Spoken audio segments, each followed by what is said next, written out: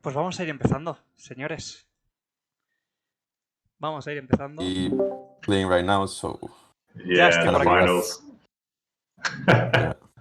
I should have thought about that. Sorry, mate.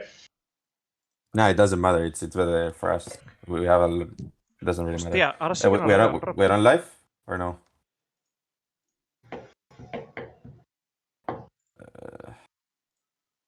¿Qué pasa por ahí? Ya estoy por aquí. We are on the stream right now or no? Ya, ¿Estamos? we are in the stream. Okay. We are live. Okay. No veo al Rob, yo tampoco. Porque se le ha ido la Conex antes. Ah, ok. O sea que me ha mandado... Pero intenta ponerlo. ¿Me ha mandado otro link entonces? A ver. No. Rob, can you send another link? So, because Yep. maybe it disconnected and it's not working now. I'll refresh it again. Bueno, I'm gonna introduce the stream in Spanish for people. Go for it. Buenas, chavales. Buenas a todos. Hoy volvemos con las entrevistas. Esta vez tenemos aquí a Rob Davies, el Performance Coach de Heretics, Performance Coach de VCT y de LEC. Va a ser toda la entrevista en inglés, o sea que va a estar Skydragon traduciendo en el chat. Así que si tenéis alguna pregunta o cualquier cosa, la vais poniendo por el chat y vamos a dar comienzo a la entrevista. Yep. Well, hi Rob. It's a pleasure to have you here. Like everyone is coming. First of all, for starting, I want you to introduce yourself because there's many people maybe that they know Neil, they know Weber now that it's sounding, but you are also in the team, and also Peter, Dan, and Sil. But you are also a key part of the team, and introduce yourself a bit. Yeah, so firstly, lads, thank you for having me on. I really appreciate it. Really appreciate being able to talk more about the performance side of esports and like what I kind of do with the guys. And appreciate everyone that's kind of like come on. I know that we just said the finals are on, so everyone that's coming to watch is awesome. But I'll introduce myself. So I'm Rob Davies. I'm the head of performance for Team Heretics. And what that means is that I support the organization and all the teams within the organization, especially within Berlin, everything around their performance. So physical health, mental health, well-being, cognitive performance, everything that we can do to try and support the guys to be able to perform better on stage and be able to perform better in scrims is kind of like my job and what I do. And then everything that I can do to support the organization in making a more high performance environment, in making a more psychologically informed environment for the team and the staff is also what I do. So I go across a lot of different parts within the organization. I support the management side, I support the organizational like role clarity and structure side, and then I support the coaches in coach development, and I also support all the players individually and as teams. So it's quite like multifaceted, but it's a lot of fun. Please, can you, Rob, check if there's the mic connected in the OBS again? Yes, it was, and I just muted it. So okay. It was my fault then. Okay. For going on, tell us about your career. Tell us of what you have studied. Tell us where did you work. What was your past and your career in esports? Esports or traditional esports as well, if you worked on. Yeah. So I guess I started a fairly long time ago in traditional sport. Yeah. So I've got my bachelor's, so BSc in sport and exercise science.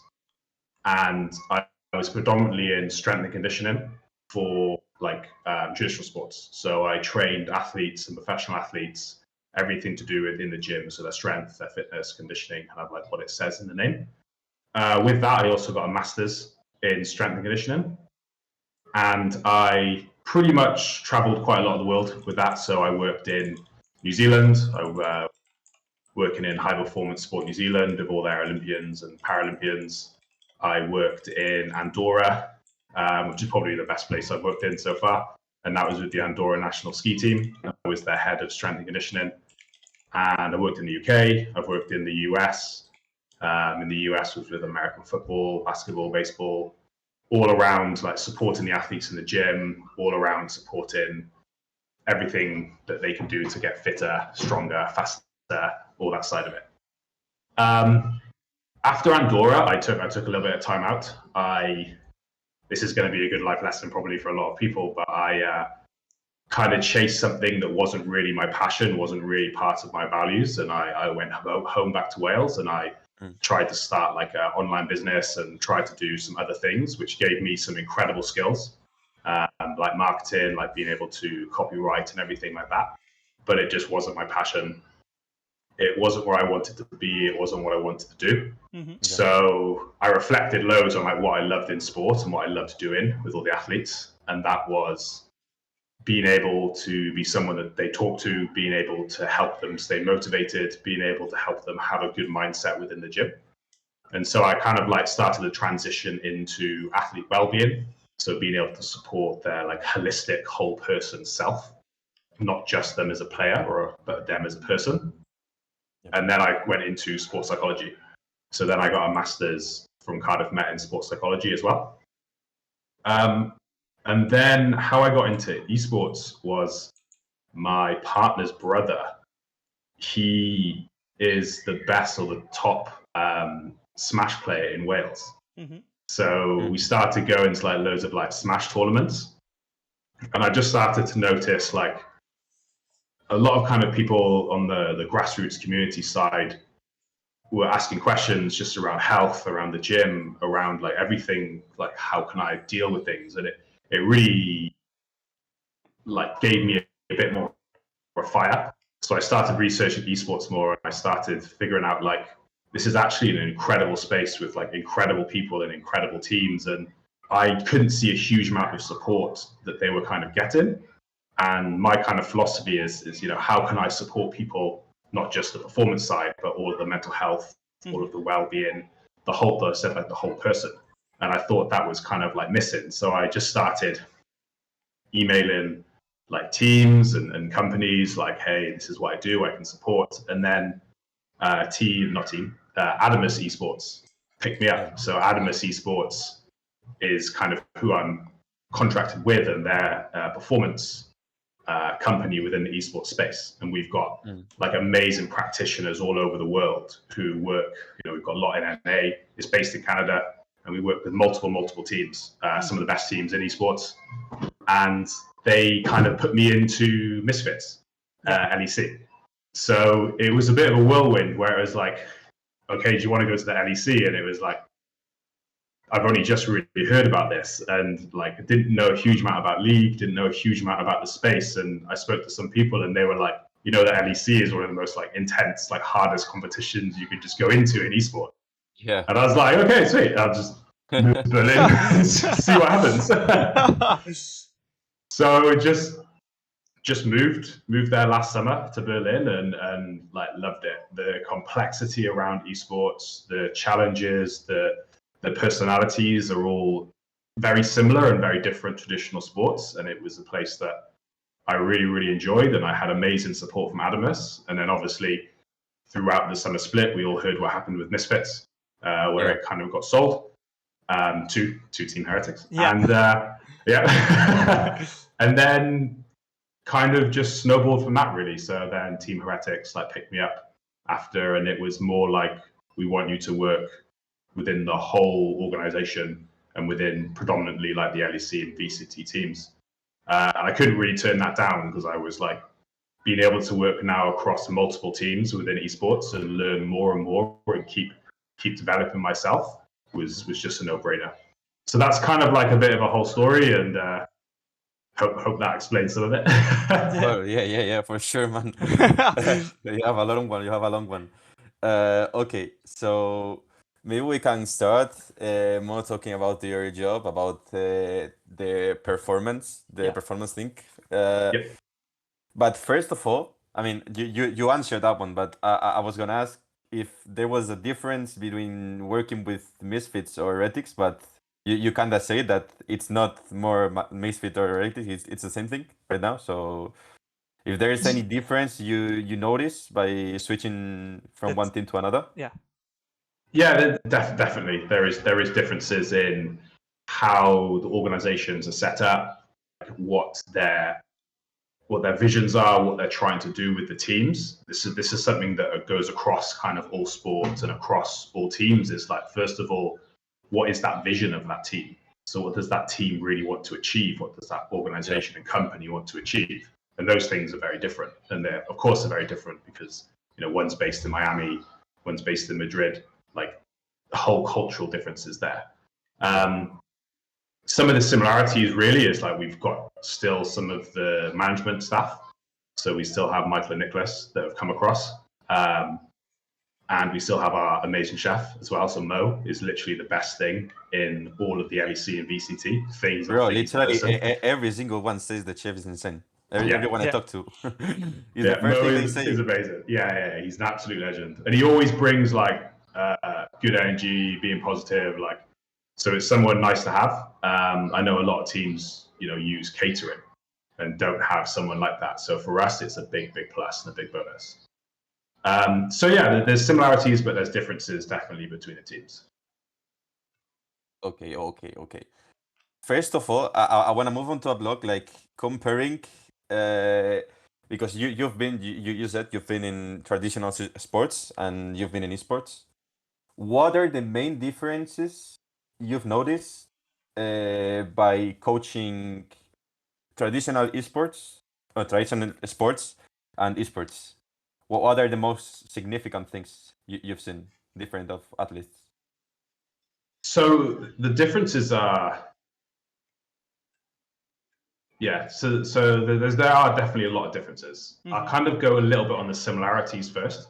Yeah, I think that's kind similarities, differences. I think it's really important to say because like in esports, like these guys have got to be cognitively like cracked. Like they've got to be super, super high in like how their cognitive function is working. And then be able to translate that into obviously a very fast reaction time, into obviously being able to input like actions per minute. And then they have to be able to think and have really good decision making. So this is really similar to sports, how in athletes, specifically like team sports, in football, you have to scan, you have to be able to make decisions, you have to be able to react really quickly. So these type of things are really similar. But one of the biggest differences I find is how people become professional esport players and how people become professional traditional sport players. And that's probably like the biggest difference in how it changes and develops people's mindsets, attitudes, and thought process towards training, towards competition. So in traditional sport, as you guys probably know, like there's a whole system out there that can train a kid from 8 years. Like some of these football academies have kids in there like 8 years old. Now, to me, that's way too far. Like it's way too early to specialize. And we know in sports, you shouldn't specialize that early. But they've been trained this whole time to like have teamwork, to be able to be in an environment with people, to be able to be in an environment where they have to be able to think and make decisions with other people completely around them all the time. When in esports, I think the biggest difference is a lot of these guys and girls will like just solo queue.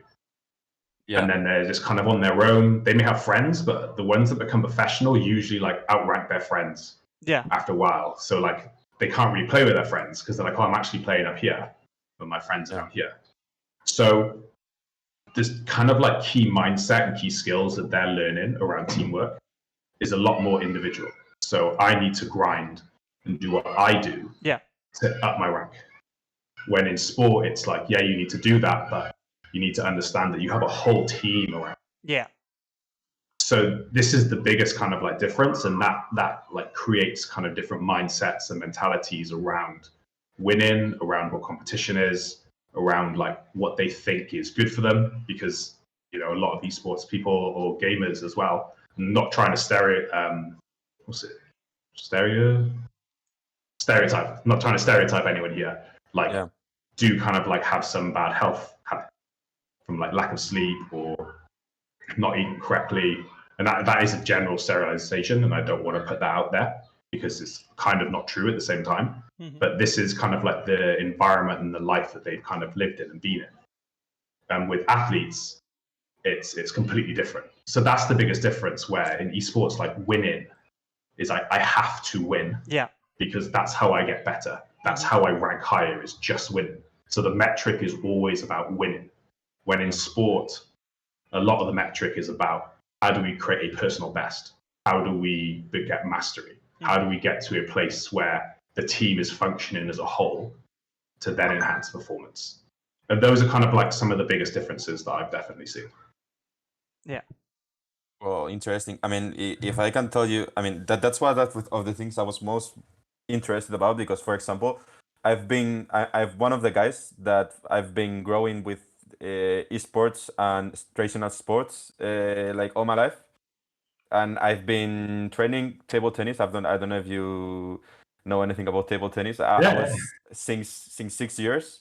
I've become great in Spain and everything, like competing at top level. And I've also experienced like esports from inside, not professional, not that way, but I've always been interested, because it's like, yeah, I mean, in sports, you grow up having like, I don't know if it says discipline, but like you have to train to achieve something, you know.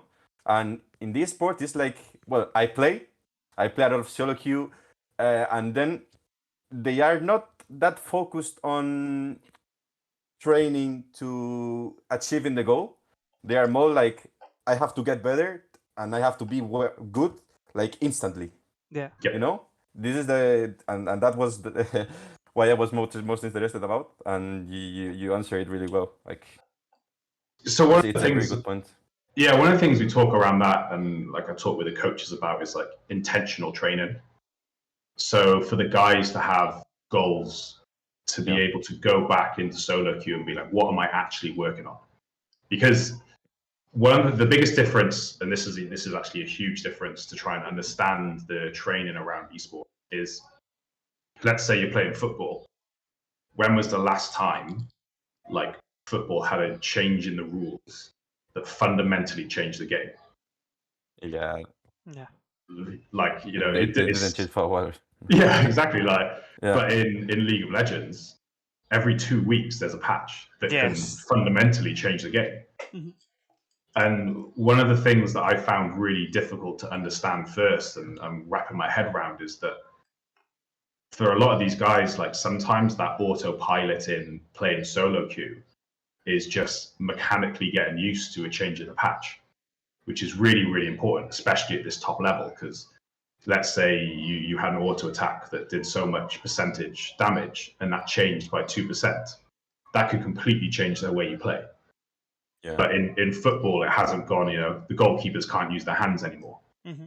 Like, that would fundamentally change the game, and then everything would have to change around that. So it's that really weird balance of like, how do we understand and learn what the patch is doing, and give enough time for them to play on this patch so that they understand the mechanics of the new patch, but also like how are we trying to intentionally train so they have goals and they have targets to try and meet, so that they're not just autopiloting all the time. Mm-hmm. And it's this really fine balance. And like I said, like within esports, a lot of the players have done this for like 5, 6, 7 years of their life, even longer. Yeah. So when someone like me comes in, who's like, "Oh, guys, let's set process goals," a lot of time it's like, "Well, I've already done this. Like, I don't need to do this. I'm in the LEC. It's like I'm a good player." But my whole role is to try and make like excellent players and strive for like excellence, which is a lot of fun. Okay. For example, continuing with that, I have another question. Is that differences between the traditional sports preparations or techniques, or however you want to say name them? There's a lot of terminology there. And esports one. Do you do exactly the same, or do you adapt some things to esports that are more useful?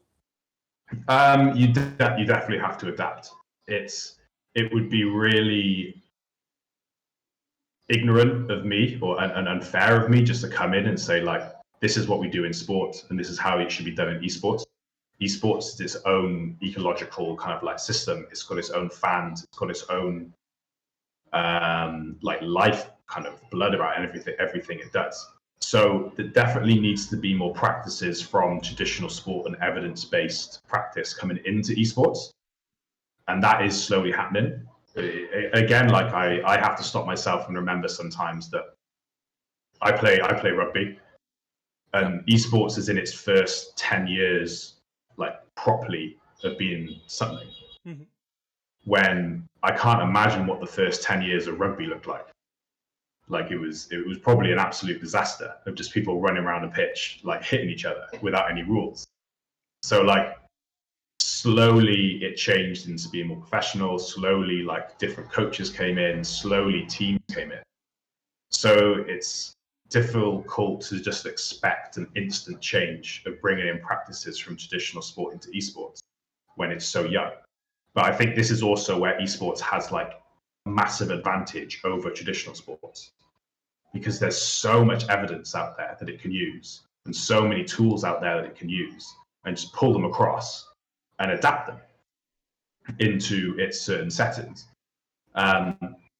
So there's definitely some things that I pull across if we look at what I just said in kind of the last bit around like intentional practice. So how are these guys practicing? Like what are they doing to reach a certain goal? What are we doing as a collective coaching staff to be able to create development plans to support the players? So it's not just you come in for a split and you play, and then hopefully you do good. It's no, I want them to come in and to have a journey with Heretics.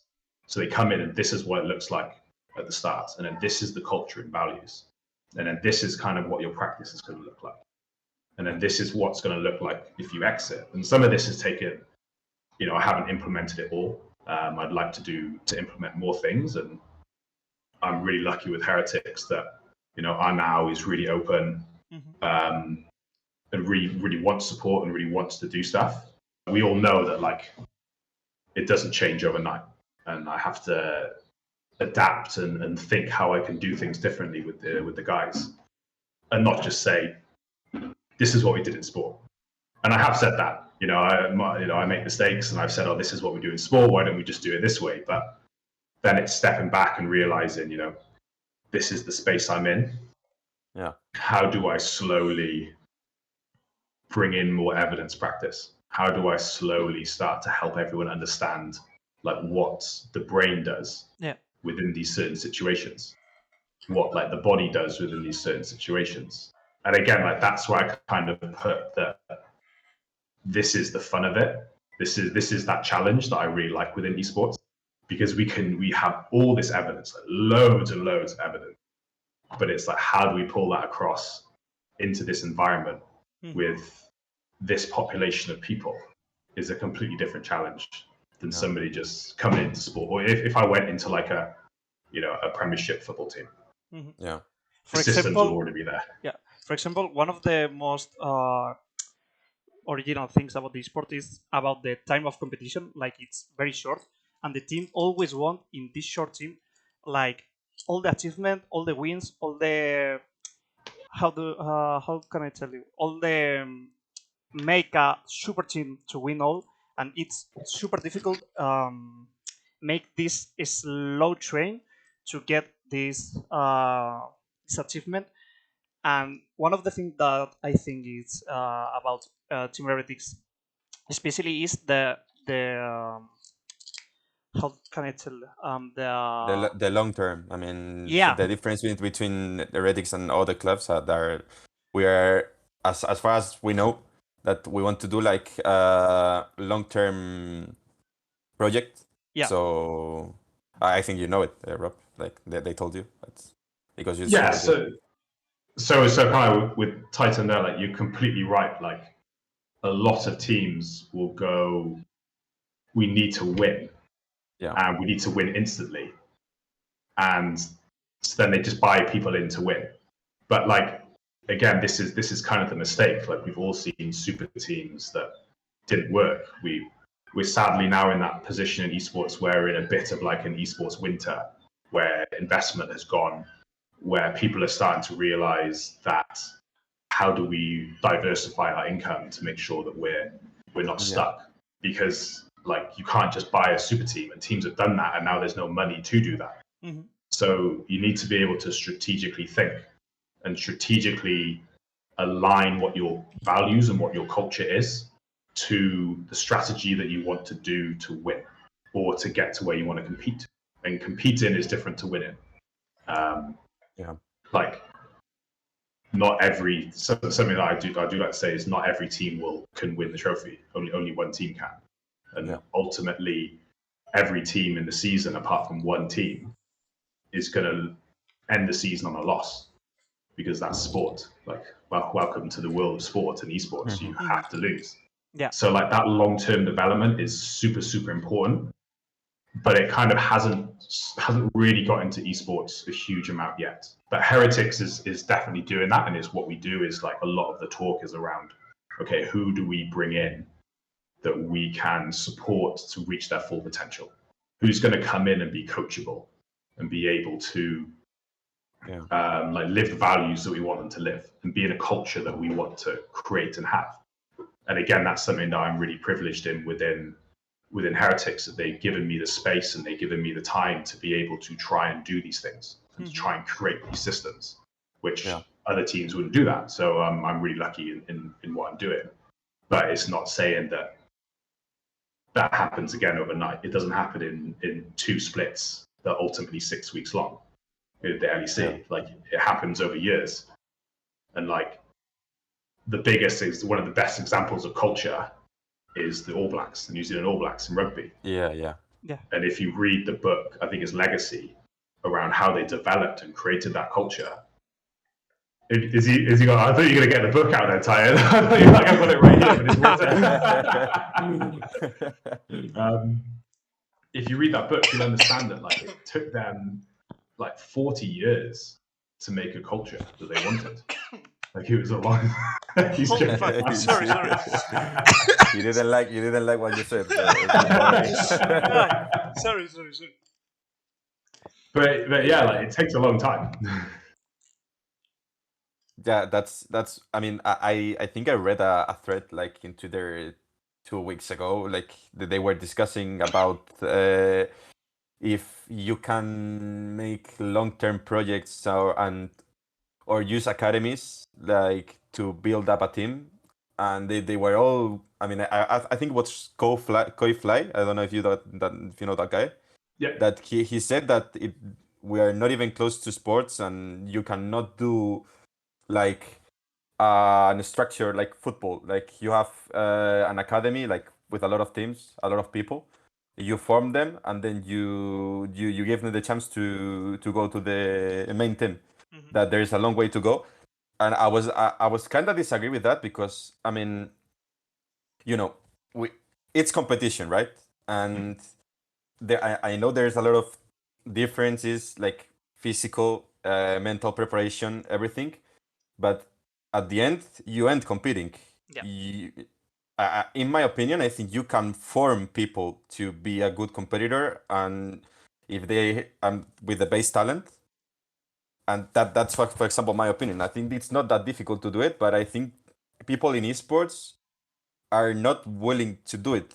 Like I don't know. I have like there's not a lot of teams that really want to do that, and they are all the time thinking in the short term, like we have to win this year, and they are not building up like a club, you know. I don't know if what's your opinion on that? Yeah, there's definitely like a lot of like short-termism within esports. And again, I think that probably came off the back of like how the money kind of came into esports, where it came in like really quickly. And so it's like you have to be able to show the sponsors and the VCs like that you're winning. So it was all about kind of winning because the money came in really quickly. But like I say that with very little authority in that kind of like space.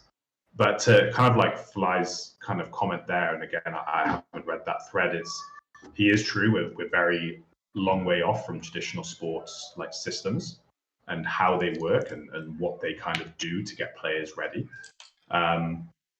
But again, you're also completely right here, is that if a person has the talent Yeah. and we can also train talent as well. You can train that. If they have the talent and they have the general baseline to be able to play at a good enough level, then it comes down to being able to like support them mentally, being able to train them to develop as a person and train them to develop in different ways to be able to get the best out of their performance.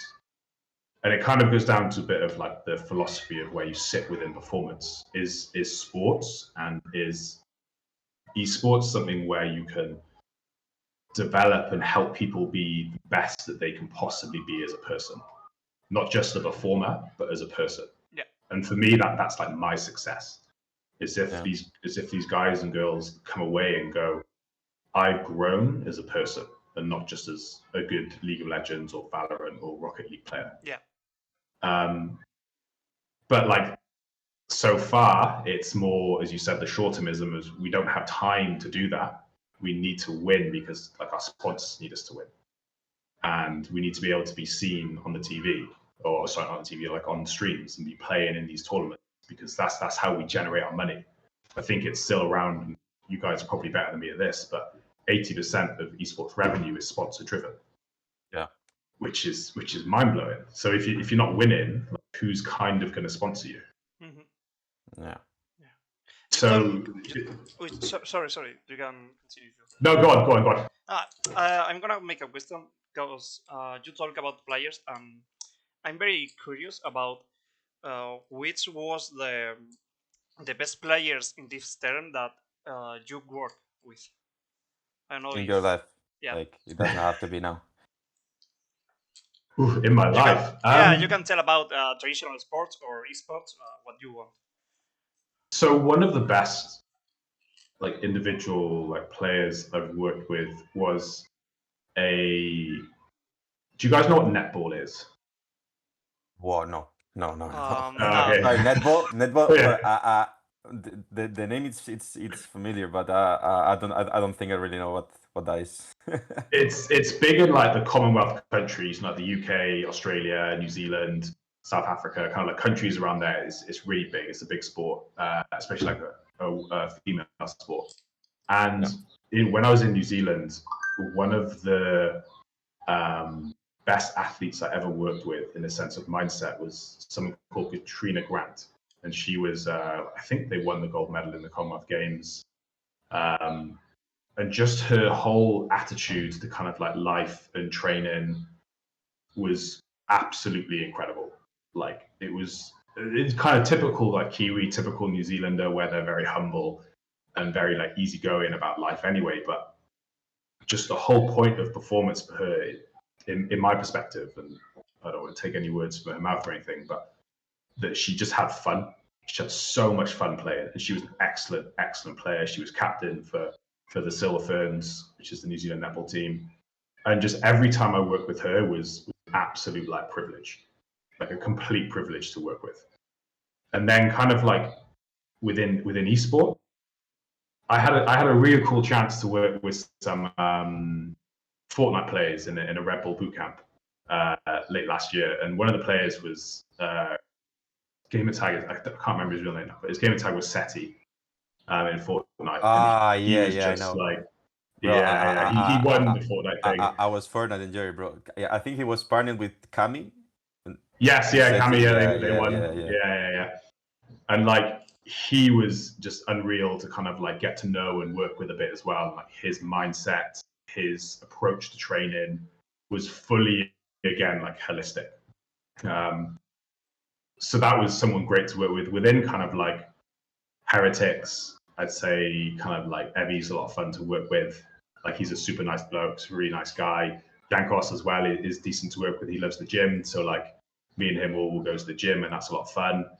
With the Valorant guys, Auni is really good to work with. Boo is really good to work with. Actually, all the Valorant guys are really good to work with. They're a lot of fun.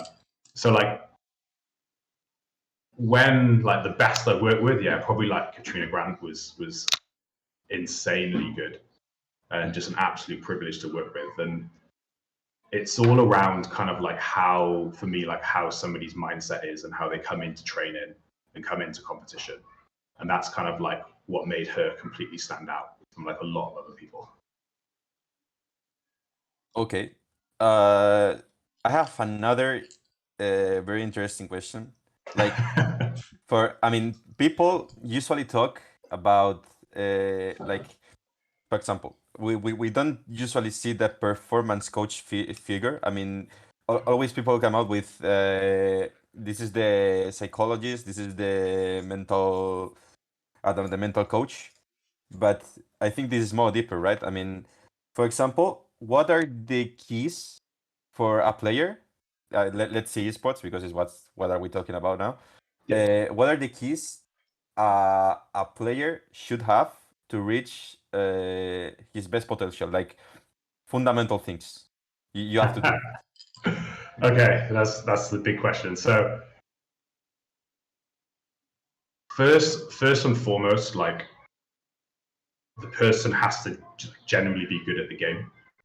Yeah. Like I would love an environment where I had like 5 players who were fun, happy, outgoing, enthusiastic, everything. But like if they just weren't good enough to play at that level, then kind of like, sadly Yeah.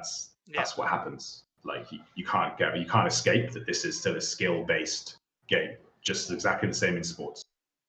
But saying that, there are definitely qualities that can outperform just skill based.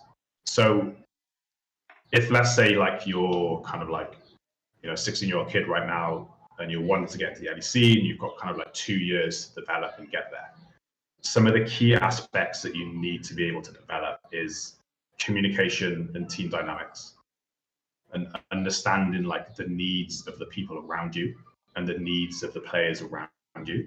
Like that's hugely important. Like being able to communicate your ideas like clearly and efficiently with all the clarity and the right amount of intensity is massively important.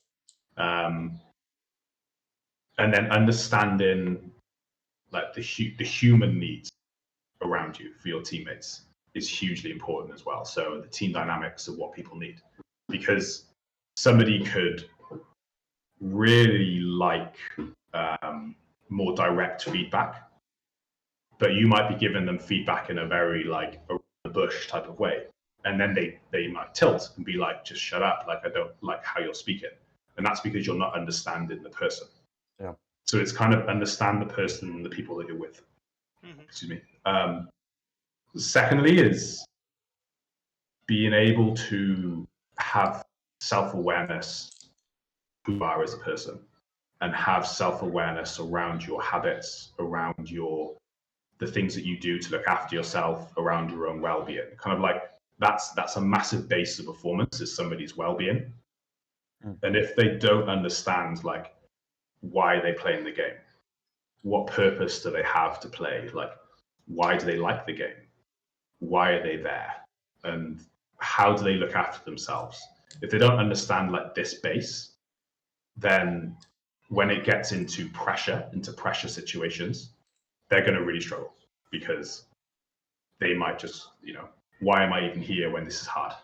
So Yeah. being able to understand and have self-awareness around who you are, why you're there and what you're doing is hugely, hugely important.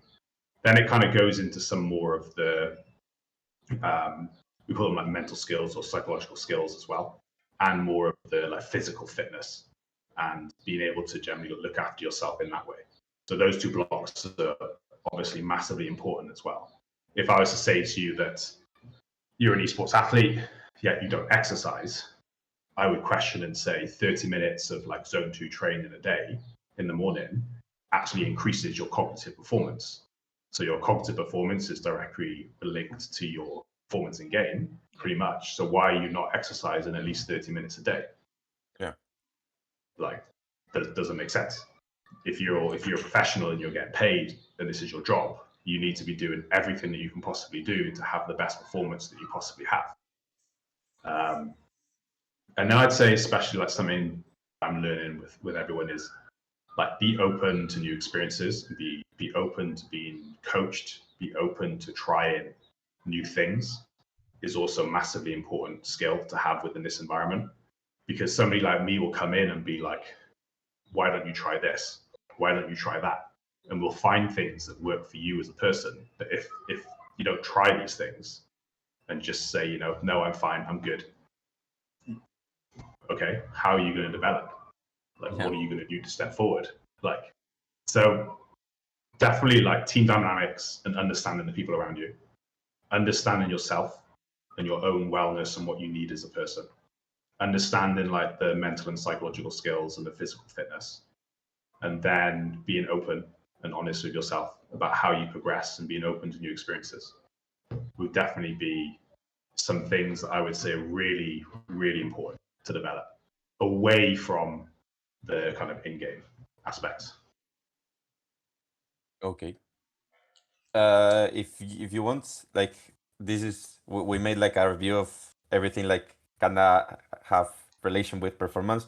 Then I'm gonna ask more things, but I wanna go specifically with your work in Heretics. I wanna know, like, this is what a lot of people don't know, and I think it's need to be known because you know, there we like I told you before, we know the all the coaching stuff, but all the time I see in the teams that the figure of performance coach or mental coach or whatever, it's kinda no, not that the people don't make it the important it is, but it's like underestimate, you know. So I wanna know, what are you in charge of in Heretics? What are your what do you do in a normal day with the boys? Yeah. So what am I like in charge of in Heretics? Kind of like what I said at the start, supporting the team in like creating values and culture, supporting the team in like having good organizational psychology, having a psychologically informed environment is kind of like what I'm in charge of, and the performance aspect. So what does that kind of look like? It definitely varies kind of between the two teams. Because it's what the team and the coaches kind of want and what the players kind of want at the same time. But what we usually do is, for the guys, it will be, I'll be there in the mornings to be able to do like gym with them or some physical activity, or we're doing something in the morning to try and like get them moving, get them going to do things. And especially now that it's turned into summer in Berlin, it's a lot easier because it's not horribly cold and raining all the time. It's actually nice. So we can go out and we can play football, we can play basketball, we can do things to kind of like bond as a team, but also get that physical activity in. Then in the kind of going into, if we go into the office, then it's kind of the warm up for the guys before they start scrimming, and supporting them in just making sure that they are like mentally switched on, their wrists, you know, we talk about like wrist warm-ups, neck warm-ups, everything where they're just feeling loose and they're ready to scrim. If I have time, there'll be times in the week where I have one-to-ones with players. And in that, that's talking about like, how do you perform under pressure? That's basically everything that that player kind of like needs to be able to perform at their best. And that's me working with them one-to-one to try and get everything that we can do to help them with what they need. I can't go into specifics for that because that's the like confidential side of what I do with the players. Then kind of like group work. If I can get group work in with them, that would be like group workshops around stress, or group workshops around sleep, or understanding like how we can use positive self-talk to increase performance. So there's that educational piece, and then I try and tie that into like practical elements to teach them and help them learn. Then with the coaches, it will be a lot of like coach development, or a lot of helping the coaches understand like decisions that they're making, or helping them understand like, if you're making this decision, why is that? And I'm kind of like a sounding board then. So somebody that they come and talk to and just be like, look, we're thinking of doing this. What do you think? We're thinking of doing this. How can we do it properly? So for the coaches, I'm a sounding board as well as a like coach developer, where I help them like, okay, we need to work on these aspects of your coaching, like communication or your tone or something like that. Yeah. Then on game days, it's a bit different because we have a different timetable. So on game days, we do get to the studio and I'll just be focusing on the warm-ups, focusing on trying to help anyone if they need to chat with anyone, focusing on getting the guys like mentally prepared to go onto the stage and do their best. And that's kind of like taken away from the more organizational stuff. That's what I do with the teams. With that as well, like I try and create a safe space for anyone to come to me. So what I want to be able to do within the teams that I work with is have people being able to come to me if something is wrong. So with this within Heretics, it's being able to create like a safeguarding pathway, being able to create like policies around how we handle certain situations with players, which is really, really important to me because I think it's massively lacking within esports. Yeah. But yeah, a lot of the work is like to sum it up is like group work with the guys or one-to-ones or the warm-ups or coach development or supporting the coaches as like a sounding board. So again, kind of like what I said at the start, it's quite multifaceted and like lots of elements to it, which is what I really enjoy. But then that's also the challenge that you have to keep on top of a lot of different things all the time, which is quite fun as well. Yeah. Titan, if you want to make any questions about the team. Yeah, you talk about the guys and how you prepare about the game days, but I would like to ask you about how do you manage when, especially this split, we didn't get so many good results in the ELC and the VCT. So my question is about how do you manage these uh, these results to keep getting a good mood up? To keep getting good, what? Sorry. No, to keep the mood up. I Yeah. mean, to get Keep the mood up. Yeah, that's a tough one. So the LEC is a really weird space right now in the sense of the schedule. So there are definitely some teams out there that enjoy this like 3 games a week type of schedule where it's really intense, really short. But like for me, I think it's the wrong schedule to go, and I think it's the wrong schedule to do. And I know Riot has their own reasons for it. But so with the LEC, like it was so intense and so short that sometimes we just had to say, okay, guys, like that weekend is done, but we have to focus on the next one. Yeah. There's no, we can't even remember all of our kind of results in LEC, but if we did have like a 0-3 week or a 1-2 week, it's like I don't know. probably I think there was 8th and 9th or something like that. yeah. Not really good. Yeah. So it's like we just have to refocus, and a lot of it was like, guys, reflect. I like to try and use a lot of like self-reflection in the work that I do with the guys, and trying to understand like get out your feelings from the game, get out what you think was good, what was bad, and then we can talk about it as a team. But in the LEC, it was difficult. It was actually like quite hard, like being honest. And like I try my best, but sometimes when people when you're losing, it's difficult, and especially when like if we don't have the right like coping skills around losing and winning, it can be even more difficult. So it's a difficult situation to be in, and the way to keep them motivated is just to be like, guys, look, we have to just let it go, reset, and just go for this next week. What can we learn?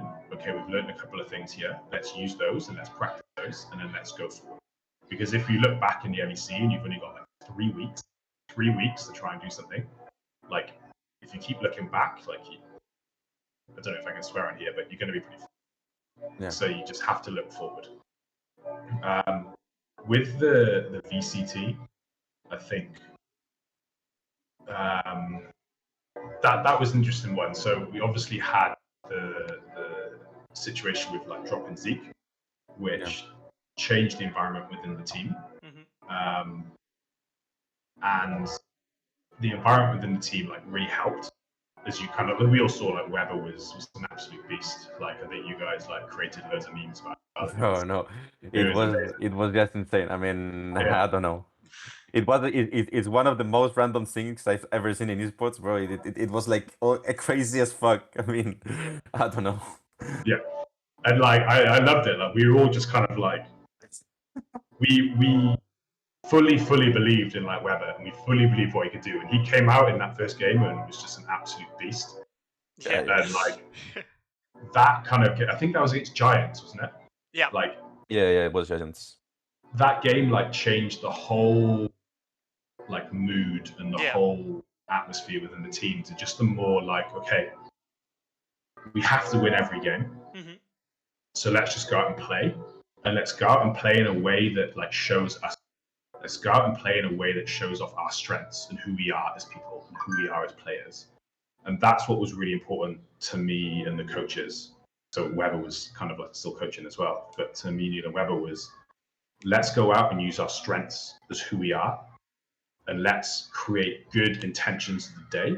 So I think in one of the videos, one of the Rise videos, like there was a part of me speaking around like, we spoke about what was the intention of the day today, and it was to have fun. Yeah, I saw it. Yeah. I saw it. Yeah. And like those are what we just started focusing on, is like what's our intention of the day, and just taking it day by day and training day by day, just to try and make sure that we were going to that intention. And sometimes it works, sometimes it doesn't. Not everything works all the time, and that's absolutely fine. But like those guys, like kind of like when Weber came in, we just thought around, like me, Neil, and Weber sat down and we thought around, what are our strengths and how do we just get the best out of these guys now? Because the last thing we want is to lose the rest of our games and like nobody looked good on this team, when that's just not true. Like everyone on that team is amazing. Like Boo is absolutely incredible IGL. Auni is an absolute rock within the team. Like Wasim, when he pops off, is literally insane. And Mixwell is an absolute like god at reading the strategies and understanding how the game is flowing and moving. And it was like, how do we just use these strengths to the best of our ability to do the best that we can? And so that was a really kind of like, I'm just going to say like a fun time of it, because we were thinking, we were challenging, we were trying to just do things, but also do things in a very positive, strength-based way, which is also one of the best ways to get performance. So that's how we try to do with the VCT. And with the VCT, obviously the season is longer. We have days where we can do rest days, like more consistently. We have days where we can train in different blocks in different ways to be able to get the performance we need. When in the LEC, you're like, here's your 3 scrim days, here's your 3 games. And you're like, oh God. Yeah, literally. Yeah. So very different environments to do it in, and very different like methods of how to do it. But with the VCT, it was a lot of fun and how we tried to do it. Yeah. The thing with LEC is that you only have, I mean, you don't even have a day to reset from one game to another. There are all the time 3 in a row. So, for example, in VCT you have a whole week to work. You can give 2-3 days or something like that. Like, guys, chill out, reset, and then we go better and stronger. But in LEC it's like a rush. Yeah. So, yeah. And I'll give you some. So I wear like this. This is called a Whoop band. Yeah. And like it tracks my HRV, and I use it to like track sleep and things like that. In the LEC, like so HRV is heart rate variability, and it kind of like measures stress within the body. Each day after like a game in the LEC, my HRV would get lower and lower and lower. So it would get worse and worse and worse. Yeah. And like I wasn't even playing. Mm-hmm. So I can't imagine yeah, with the players, like, if we're looking at like empirical data that's being like objectively measured, if the LEC guys had like a Whoop or an Aura ring or something on, I can imagine that it just got worse and worse and worse. And how are you meant to get like peak and top performance if you're just continuously, your metrics are just dropping and dropping and dropping? When like in the VCT, they then have a rest day after the game, and then we usually had like a day where we could do some fun stuff, play football, do something, and then that resets them again, and then they got time to come back up and then come back into the week. to be able to prepare for the next game. So there's these two like massive differences within how the structure and the schedule is that can impact how you try and reset and what you're trying to do to reset within the season. Okay. Dan, you have any question about the team? Yeah, I would like to talk about why we see a lot of tier 1 teams that they doesn't have like a team in these terms, like how do I tell, like your job, for example. Like mental coach, like yeah, performance Yeah. thing. we see like a lot of teams in the top tier, speaking about that, they doesn't have this type of stuff. What's your opinion about this? I'd first of all say that if you don't have one, then contact Adamus Esports and go get one. Nice. But yeah, with it's more of like where the team's budget is and what they want to prioritize. Like for me, coming kind of like from traditional sport and seeing what's happened within even teams that have like a multidisciplinary team where they have like a strength and conditioning coach, a psychologist, a physio, a doctor, and it still goes wrong, even with that massive amount of team. So just having somebody there that understands like a psychologically informed environment and understands how to create stuff like psychological safety, how to be able to be there for the players if they just want to chat with somebody who is like not separated from the team, but semi-separated in the way that they think. And it's not all just about performance. It's not all just about gameplay. Is massively important. When we look at, again, like I said at the start, like the holistic human, so the whole person kind of approach to performance. People aren't just machines who perform. They need social well-being, they need psychological well-being, they need emotional well-being. They need every aspect to be able to perform at their fullest and to be able to like reach their like peak potential. Mm-hmm. And so having somebody who has understanding around that is a massive advantage for any team, in my opinion anyway. So like, if we look at, and we'll take a team like, I'm going to say this looking from the outside in, we'll take a team like G2 at the moment. Like they've got a really good performance coach called Isma, and he seems really like integrated with the team. And this is in the LEC. And he seems really like integrated with the team and how they use him within the team to get the best performance. And then they seem to be using him in the right way. So if you're also going to hire someone, then you've got to use them in the right way and not just have them like sit in the corner and just wait for a player to struggle. And we use the analogy like an ambulance at the bottom of a cliff.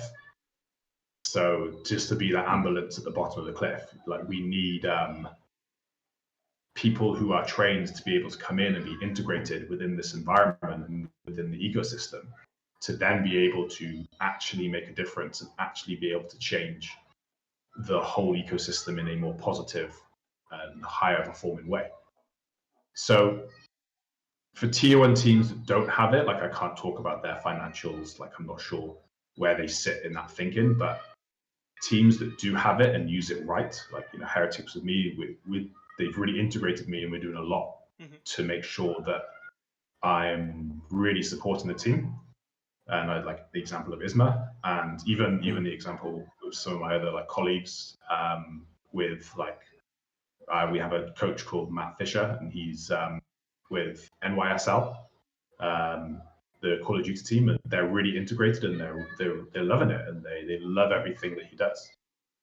And that's the really important part. That's the really important bit, is to make sure that if you're hiring someone, actually like use them, and don't just use them as like ambulance at the bottom of the cliff kind of thing.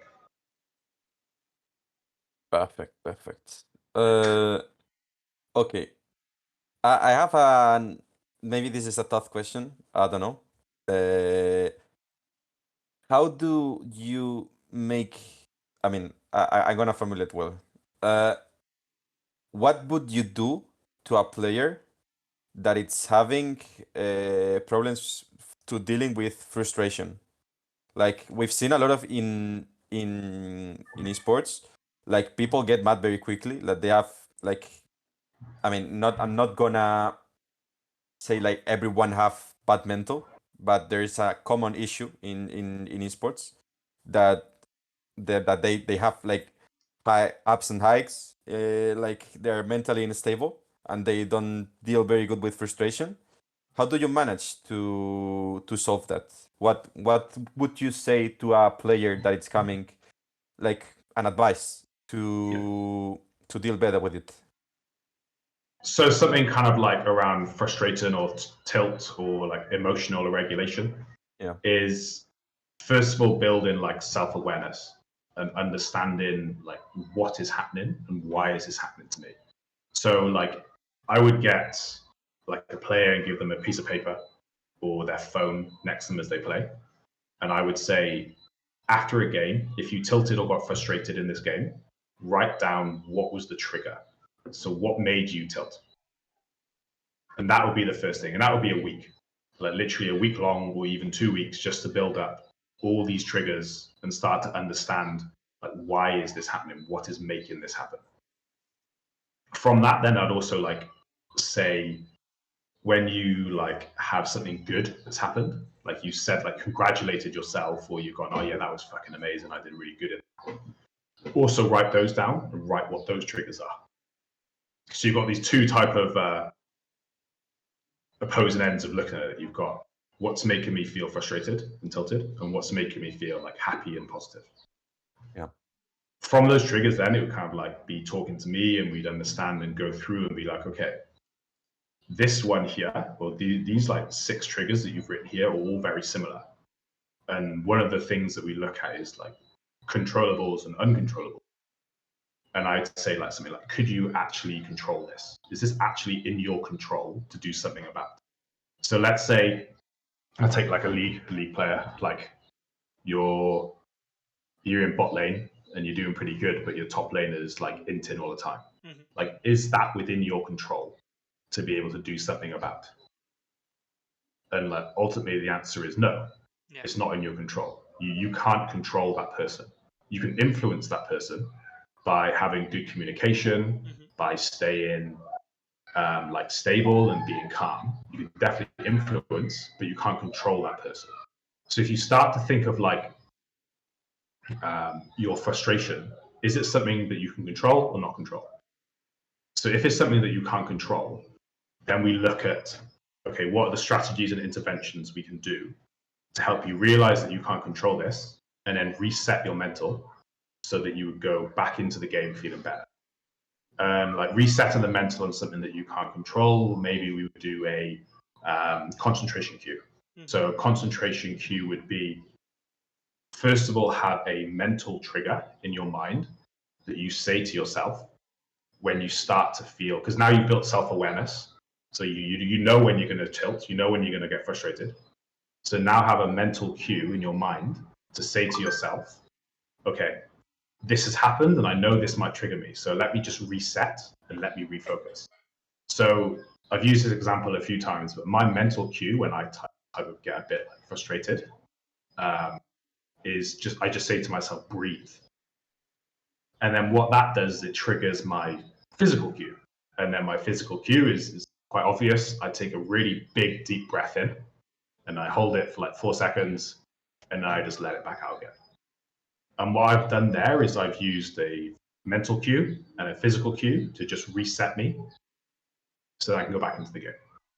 And this type of building self-awareness and then having a cue to try and like break the frustration or break the anger, break the tilt, and then go back into the game present is a skill. Like you have to just practice it. You have to keep practicing it. It's not always going to work.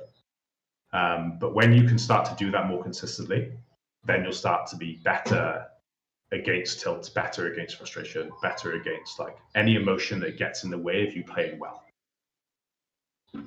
So that's kind of like a quick little trick. All right. We're speaking to a chat if they want to make some question. Is the moment. So I don't know if Robert want to read someone. Yeah, I mean, I'm gonna read one that one guy put in chat. That there is another one he put, but I'm not gonna read it because it's not a thing that we want to talk right now. I'm gonna say this one that it's really interesting. Taking the end of the regular BCT league as the starting point, what do you think are the keys for the team to achieve the goal in the LCQ? Like, what are you working on, like, mentally for achieving the LCQ? Yeah. So the first thing that we collectively like decided was that everyone just have a complete break. So mentally, like separate yourself from the game, go home, see family, like connect with the people that mean something to you, connect with the people that you care about. And that's a huge thing mentally for people to be able to do. So that was kind of the first thing we said. And I think tomorrow, like Neil, Weber, and myself will start to pick up the conversations again and start to look at like what we're doing in the RCQ. Then for what we do mentally is kind of like then I'll start reaching out to the guys, being like, okay, like how's it been going? Like what do you need? How have you been training or what have you been doing? And we just start to build that conversation again into okay, now we're going to start ramping it back up into training and back up into competition. Where are the areas that we need to work on? And by work on, I don't mean just weaknesses, I mean like your strengths. How do we increase your strengths over this period of time to be able to come into the LCQ, absolutely fucking fire it? Like, how can you come into this the best you can possibly be and not having all of the, oh, this happened in the last season, in the end of the season. So that's kind of like how we'll do it. So giving the guys a really good mental rest and then slowly build into training and then start to go, okay, now we're working on the mental side of what are your strengths and how do we enhance those strengths? And then what were the things that like hindered you in the LCQ that we can work on, so in the season, that we can work on before the LCQ? And that's individual to every player. Yeah. I need to, like I said, I'm speaking with Neil and Mo probably tomorrow or the next couple of days, and then we need to put a plan together more on the collective group and what we'll be doing. But individually, that's the plan. All right. Do you have any question? Really not. I made all the question that I have. I don't know if you have some more.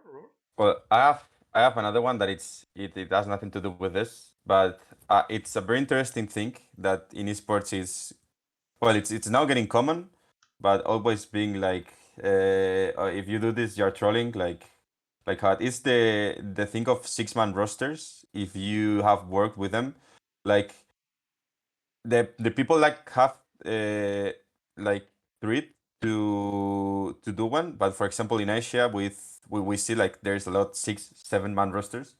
Like, what's your opinion on that? Do you think they are that you can have one, or it's like really tough to work with? So I think it would be like a great idea, and that's coming from the traditional sport type of view. But what would have to change around this, and then how you'd have to work with the teams, is okay. Like, don't see the person who's the sub in this as a threat. Mm-hmm. As soon as you start seeing like this person as a threat, then you're just going to start to crumble, and then you're purposely going to do things to make that person not even want to come into the team. So it's like, how do you first of all create an environment where where everyone sees everything as a challenge? When you look at like professional sports and in football, like the young kids and the young guns want to challenge the older ones to be able to step in and to be able to be in that first team. And like then the older ones are like, well, if this kid is coming up, I have to increase my game to be able to make sure that they don't overtake me. So they're seeing it now as like a challenge, and as like, how do we continuously improve, and where are the opportunities of growth, where are the opportunities to be able to be the best that we can both possibly be, without self-sabotaging and without challenge, without seeing each other as a threat. Because remember, you're on the same team, like, so you want the whole team to do well. Like, it doesn't matter if you're a sub. Like, what matters is if the team wins. So you got to take away that like, you know, this is just a me thing. I'm a me, and you got to turn it into like a we. So we are a collective unit of people who could ultimately win. So I think it's a great idea, and I would love to see it more. But it's being able to support people and understand it and changing their mindset from a threat into something that this is going to make me worse, into a challenge, and that this will make me better. And I think EG have got like a 10-man roster. Yeah. Yeah, they got 10-man roster in CS:GO, in Valorant. I don't know. I mean, insane budget, bro. Yeah, I know. Bro, but I mean that's the thing, because I think the main issue that that teams don't have 6-man roster or 7-man roster is because the budget thing. But this is my opinion. I don't really know. But yeah, I mean they have 10-man roster, and I think they used 2 of them in already in the BCT, and one came like, I don't know if you watch BCT America, like Demon One, that he was like I've heard. sub. He didn't even play professionally, and now he resulted as the best player in the team and one of the best of the BCT. Like, I don't know how this happens, but bro, it's insane. I think as well within Valorant, because it's still fairly new. Like Yeah. we were talking about this within like our Adamus like group. Like there's still so much untapped talent within that environment. And I was reading around kind of how EG found Demon One, and like, you know, that's great understanding of around scouting, great understanding of around like what people need to start doing to bring players in and to find who is the player that's going to fit my culture and my environment, but as well fit the type of game plan and gameplay that we want to do. And these are things that I think will slowly again start to come into esports, like, you know, neurological testing, understanding if they can actually, like, what is their decision making process, what's their motor visual skills process, like everything around this kind of like executive function. Yeah. We can start to track and start to measure and start to see, and then start to develop a more full picture of how we can get the best players in the world. Yeah. Hopefully I didn't give too much away of what I'll be doing with our VCT team there. Yeah, bro. I have another thing. Well, I want to discuss it with you because I talked to a lot of coaches that, and they tell me one thing. Well, a lot of, I mean, like in the past 2 3 months, I've been talking to someone's, and they always say me that Valorant is like as it's very new. The talent, it's not the thing that makes the difference. It's more like having a great environment. And for example, they say me that if a team has a good mood, they all get on well, and they work properly together, it's gonna be better than a team insanely skilled that that they want to kill themselves. So they want to kill each others. So, well, what's your opinion on that? So this is sometimes the fight that I kind of have within esports as well. It's like there has been success stories with rosters that play like one split or 1 year together, win, and then just disband. But they've ultimately won. They've won a championship. They've won a worlds. They've won something that they need to win. But to me, like, that's not success. That's just winning. That's winning one tournament, and then you've all gone, all right, I utterly hated that, and now I never want to play with these people again. Mm-hmm. Like, that's not success to me whatsoever, and I never want to be a part of a team that does that. So success to me, kind of like to your question there, is trying to create the environment where people can be like authentically themselves but still perform is so important. And I would completely like agree with that statement, that like being able to have the better culture in the environment at the moment within esports seems to be a bit more of the advantage than just having all the mechanical skill. And like slowly that will change again, that like we said before, you could have a great environment and incredible people in your team, but if you don't have good enough skill, then you're never really going to win. That's just part of the game, especially in Valorant. Like, if another team has more firepower, like you're pretty screwed. So I completely agree with it, and I think it's a huge factor within esports at the moment that's definitely underutilized. when you look at a team like Fnatic, they are having fun. They get to know each other. They've built the team around them, that core team, for like the past 3 years. Like, you know, they've done this really, really, really well. And now you're kind of seeing it. And I wouldn't be surprised if we look at the results right now. I wouldn't be surprised if they be a map up. Yeah.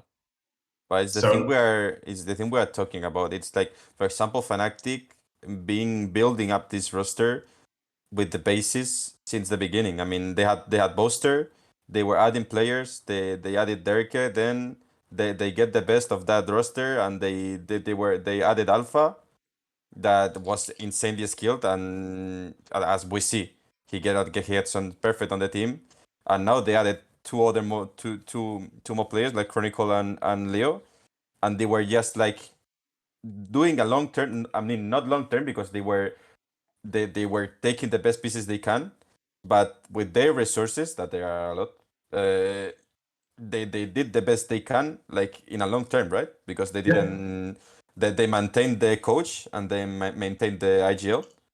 So that's what the teams don't usually know, and you have the example that they are now that no one can beat them. Yeah, like and like I speak with their performance coach Ewan like quite frequently, and the environment that they're creating is incredible. Like, you know, Is it Sense?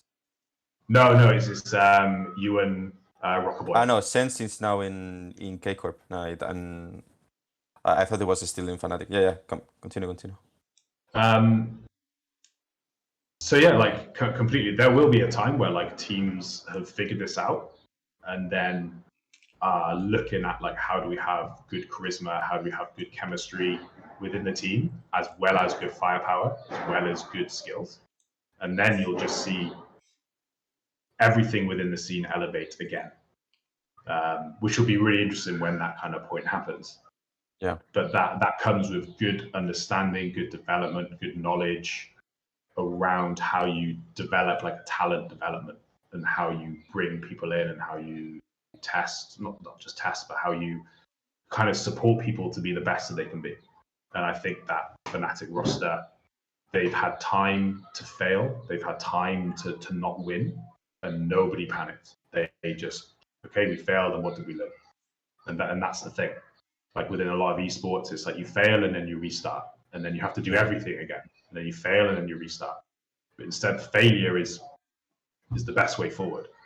Like I don't know, you know, I'm not really much of a football person, but there's plenty of examples out there of a team that has reached the Champions League finals and lost 3 or 4 times, and then they've won, and then they've won like 2 or 3 times after that.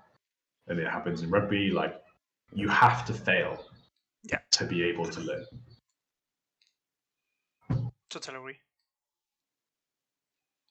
Okay. Do you have any questions, Titan? That we were talking about this. I'm curious about how is different the preparation with the team about being in bootcamp and being online. Which is, I mean, what is the biggest difference stay in a bootcamp and in their house?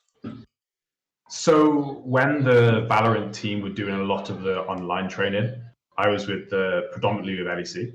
So I don't know a huge amount around that. I wasn't hugely involved working at that time because we just started the LEC type of season. But then I went to Madrid and did the boot camp with the guys. And the biggest difference is that you can actually make human like connections. Yeah. You can see who the person is. You can talk to them outside of the game. You can understand how they react to the situations, and you can actually like make a proper connection.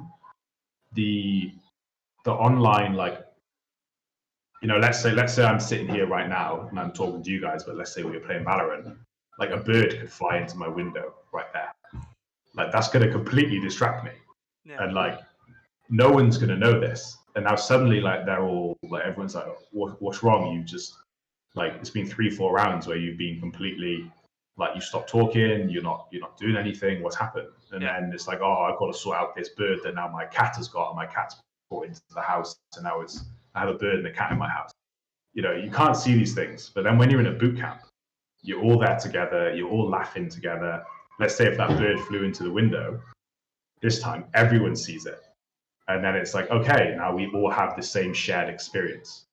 And that's the point. When you're in boot camp, it's like, how do we create a team bond and a shared experience within the team so that everyone knows who they are as people? And that's kind of like the most important part. What are our values as people? What are our needs as people? How can we, like, what happens if you feel like this? How can we support you? How do we build connection between you guys so that when you go into the season, you feel more like a team and you are more like a team? And that's the biggest thing about being online. It's really difficult to do that compared to being in bootcamp. Okay. I have a few more questions, like, and maybe we can finish. We've been 1 hour and a half. I wanna do one, bro. I just saw the time. I was I don't know. I have one. Maybe it's a stupid question, but I have to do it because I didn't work with LOL players. What are the difference you saw between LOL and Valorant players? Because they come from different. For example, Valorant players come from different games, like different environments, but mainly LOL players all come from LOL all their life playing the same game. What are the differences you saw? Yeah, I'll try and answer this one like carefully.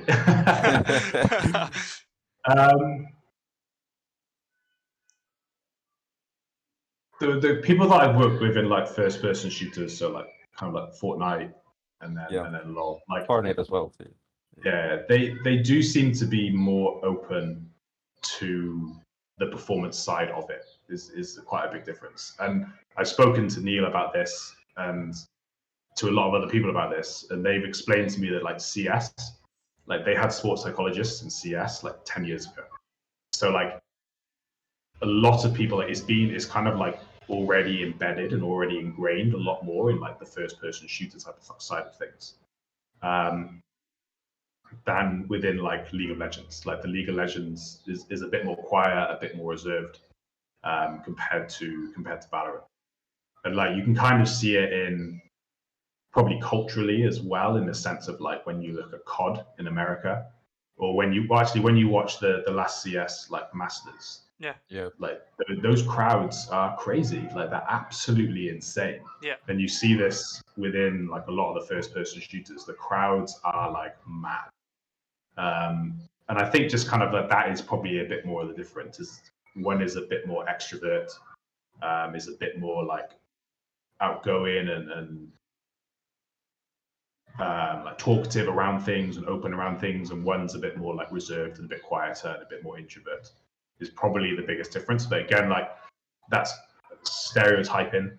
Yeah. And I don't want to stereotype people or say that this is League players and that's Valorant players, because ultimately, like at the end of the day, they're all people, and they all have their own kind of like needs as people as well.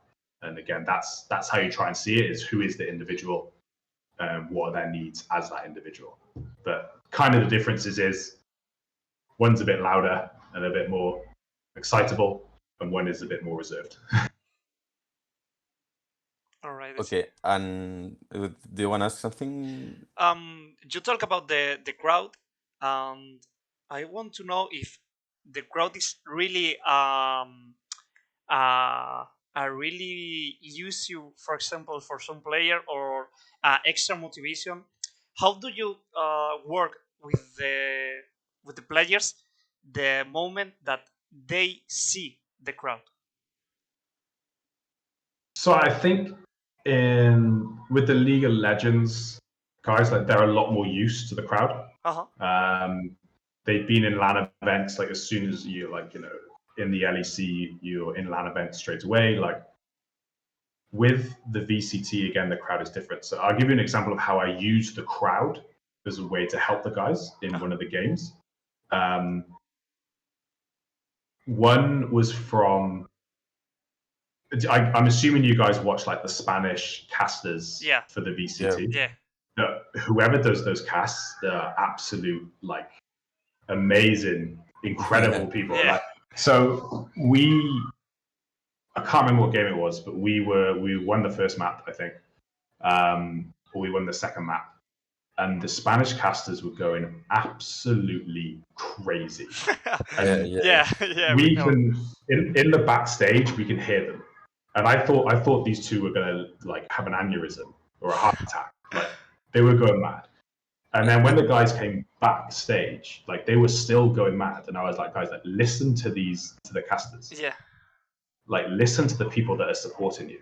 Like hear them and like use that as motivation. Use that as a way to inspire you, because there are people out there that absolutely love what you are doing, that absolutely believe in what you're doing, and that's why they're here. That's why they're making a noise, and like that's a really good type of like motivator to use them. Is trying. It's not about expectation. It's not that you should have the crowd has an expectation for you to win. It's more the crowd is here because they want to see you, and they just love seeing you succeed, and they love seeing you play at your best, and they love it when you give your strengths and when you show who you are as a person.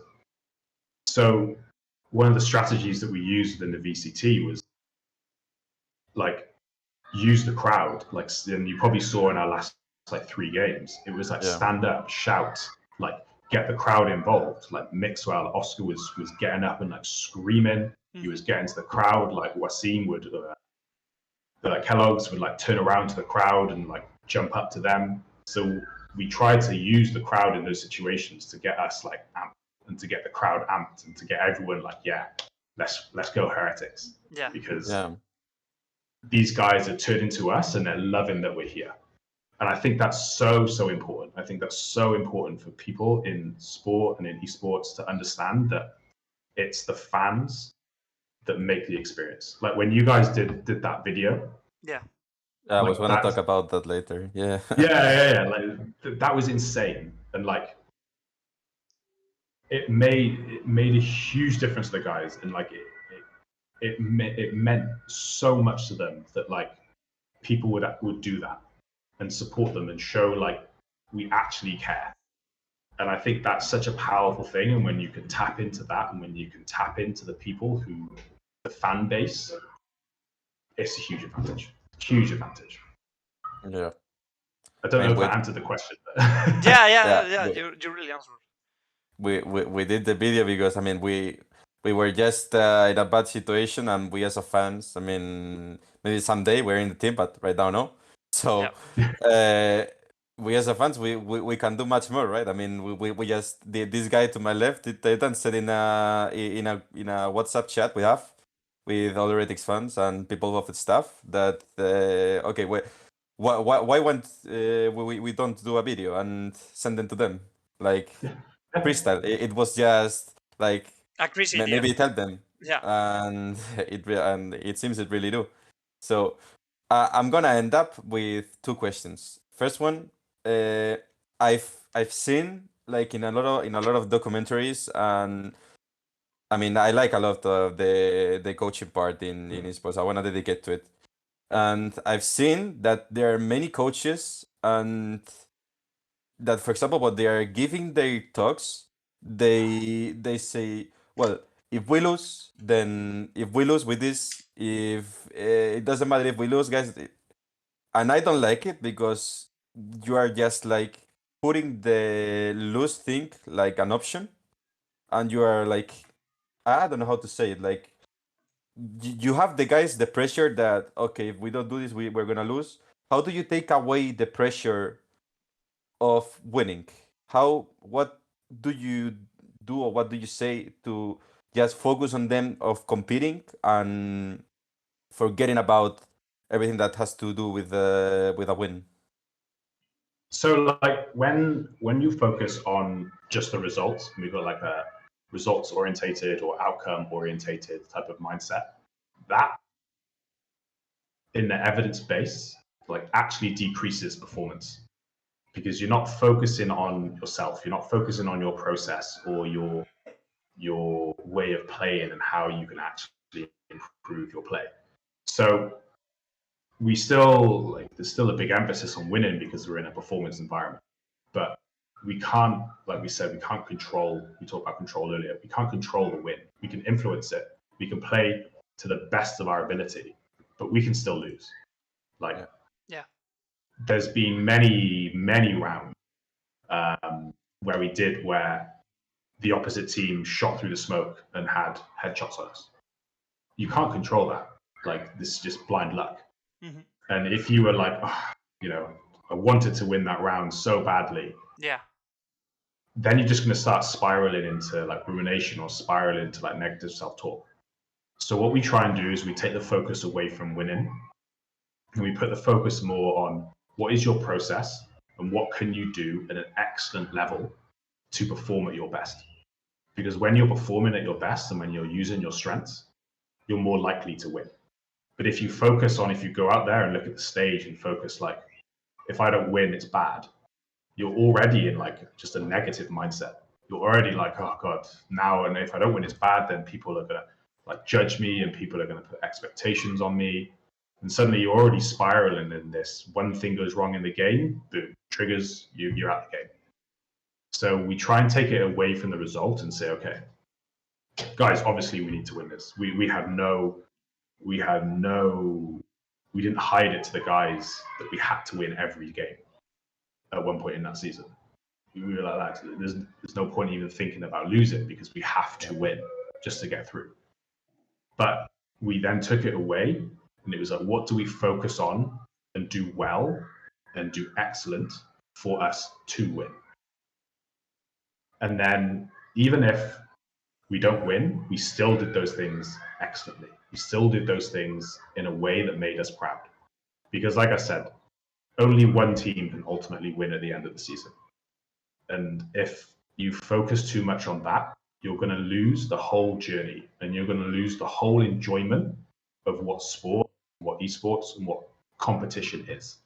Yeah. Being present in the moment, being able to have emotional and shared connections with your teammates and the people around you, being able to show off your strengths and being able to be authentically you within a situation.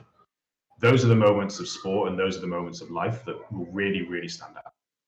And if you just do those consistently and improve them, ultimately you'll win. But you can't control it. So, yeah. So that's why we take away some of the focus on winning and try and put more of the focus on reach your full potential and use your strengths. And that will help us in the outcome of winning more than focusing on winning. Yeah. I was asking it because, you know, I mean, there's a lot of I've seen it a lot. I think you saw it a lot. I don't know what's your opinion on that, but like talking about what's gonna happen. I mean, the result in for example, a motivational speech is like, for me, it's useless because it's you put pressure that it's not needed. I mean, the work you've done it. I mean, you only have to compete right now. So yeah. For ending. I did this with Vu and Neil. I want you to send a message to all the fans we're behind supporting. Like, what's coming in the future? What can you tell us about the team that really keep people supporting and pushing for you guys? What's coming in the team? So with the VCT, like, yeah, VCT, leg, whatever. What we're focusing more on kind of like our vision and how we want to move forward as a team. So what's coming is going to be a lot more of a cohesive type of unit that has a collective shared vision on what we want to do. And to me, obviously, that probably sounds a bit like airy-fairy or something like that, but to me, that's so exciting. When we have like shared vision and shared purpose and shared meaning, like we can fucking crush anyone. So like what's kind of coming is a better understanding of what happened and then an understanding of how we can improve, how we can move forward from what's happened. And like I said, we have to fail to be able to move forward. Yeah. We have to fail to be able to improve. And it has been like a difficult, like pretty much 6 months. I'm not gonna lie, it's been really difficult for me. It's been difficult for the guys. It's been difficult for the coaches. But it's through those that, like through adversity and through shared adversity, that comes the good stuff. So like what's coming for the fans is hopefully now with this better understanding of what we have and this more vision of where we want to move forward, is a lot better team in what we want to do. There's a lot more cohesion in what we want to do, and it's going to be a lot funner. Fun is probably a terrible word, but a lot funner for all of you to watch and for all of you to be a part of and for all of you to join on the journey. Because when you lose, and when like you've all been part of this, it sucks. Like you watched us, and it was probably like, it's hard to watch because we're losing. Yeah. But just stick to it because like we are. It's only our first ever year in Team Heretics in the LEC. Like it's only our first ever year in the VCT. Mm-hmm. Like we're growing, and that growth is going to be absolutely incredible. Okay, so if the chat has anything, I mean, for me, we talked about that, everything I wanted to talk. I mean, I'm not a specialist on psychology and performance, so I tried to ask everything I was most worried or I was most interested in, like, and I think we talk about a lot of things. I don't know if I leave something. But it was just telling you, I thank you very much for coming, Rob. It was an insane talk. I had a lot of fun. There's already 1 hour and 40 minutes, and it seems like it was 30 minutes talking here. So yeah, I really enjoyed it. Was really good. And again, thank you for coming. I think it's very important for people and for fans to have contact with coaches, with people from inside the team. That it's what we are trying to do, because when we lose, I mean, when you win, everything comes, like everything floats, like everyone is happy, everyone, no one cares about anyone. But when you lose, I think it's important to have more contact with the team so you can empathize and like create links between people, and I think you can be more strong. Yeah, I think that's like massively important. Like I said about that fan engagement, like I think what you guys are doing is absolutely smashing it, and like it is really important, and it does make a difference for the guys. Like we said with the video, like it was massive, and then even before every game, I asked the guys like a question, and when you sent the video, the question to the guys was like, "How did that video make you feel?" I saw it in the Rise. They it was on it. Was in the documentary. I saw it. Yeah, I so saw my like, face as well. I mean, feel like, oh god, it's me. yeah. Bro, when Oscar said he knew me, I mean, I was like about to jump out the window, bro. I mean, I don't know. Bro, it was just insane. I mean, I don't know. I'm still getting used to it.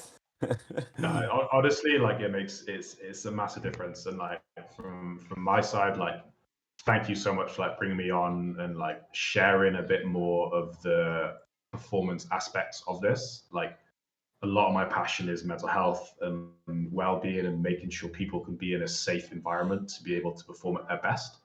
And like this isn't shared that much, and so like I massively appreciate like the time that you guys have put into doing this and the questions that you thought of, and for everyone that's joined, like I really appreciate it, and like thank you so much, and thank you so much from the team at Heretics as well, because you guys are absolutely smashing it. Thank you. We have nothing more to say, guys. Thank you for coming again. If you want, at the end of the season, we can do another one, like with more deep things. Only if you want. Yeah. Yeah. 100%. And yeah, I'm gonna finish the stream in Spanish if you wanna leave or something.